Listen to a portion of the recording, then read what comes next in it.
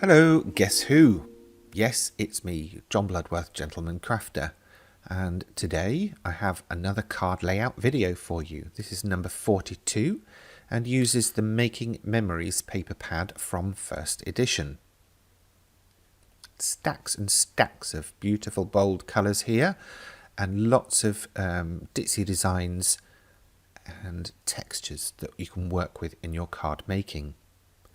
The layout that I will be using is this one, and of course, as ever, you can download it from my blog, gentlemancrafter.com. I've chosen a sentiment die, and these are the papers that I actually selected from the pack. I've chosen some coloured cardstock to work with it, and I'll be working on a white card base. First, I'm chopping down the paper to fit the front of the card, so 6x4. And because I'm using a 6x6 paper pad, I only needed to do the one chop.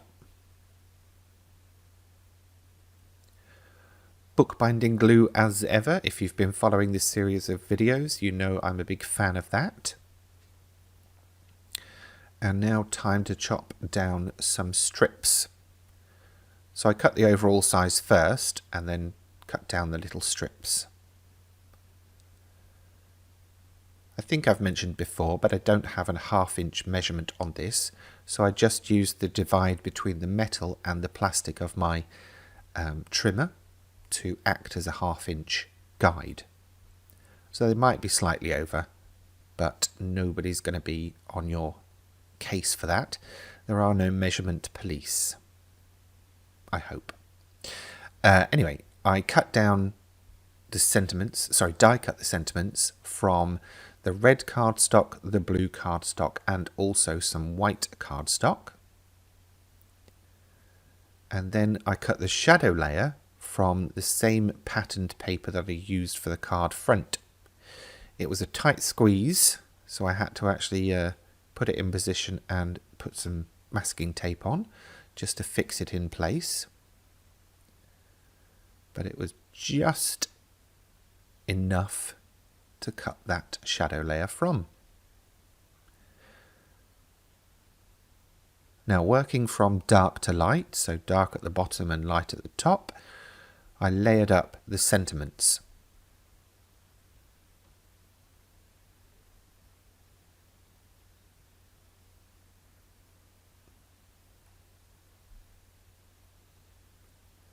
Plop, plop, plop, plop, plop.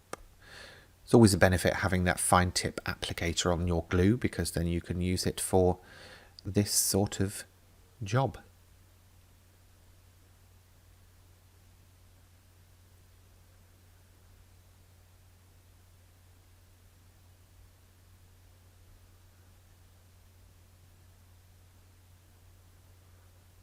Okay, so there's the sentiment cluster. Not sure cluster's the right word, but you know what I mean. There you go. Now time to put my strips on. Now, obviously, because these aren't exactly the size that I set out on the layout, I just basically started by making sure that first one was straight and a set amount down from the top, and then the rest I eyeballed, just making sure they lined up with the right edge of the card, so the opening edge as they were in the layout, and then just trying to make sure that they were evenly spaced. If you are a member of the measurement police, by the way, please don't come and arrest me. And my sentiment was going to go on here, but I decided at this point actually that kind of really didn't work for me, so I created a second version just with the red cardstock and the white cardstock, and that for me worked a lot better, just having that solid colour as it lifted it away from the background. And then I basically started putting some gems on, and in my opinion I think I went a bit overboard with the gems. I maybe should have left it to just there where there were the 5 down the left hand side, but I did carry on and just kept putting them on and putting them on. At the end of the day, whatever works for you. If you think it looks better with more, do that. If you think it looks better with less, then go for less. These are always serving suggestions as opposed to a set of rules. Anyway, that is card layout number 42 done. I hope you've enjoyed it, and we'll come back for 43. That's it for this time. If you've enjoyed this video, please remember to give it a thumbs up, and if you have any questions, feel free to leave them in the comments section below. And for more from me in the future, please remember to subscribe to this channel. Thanks for watching.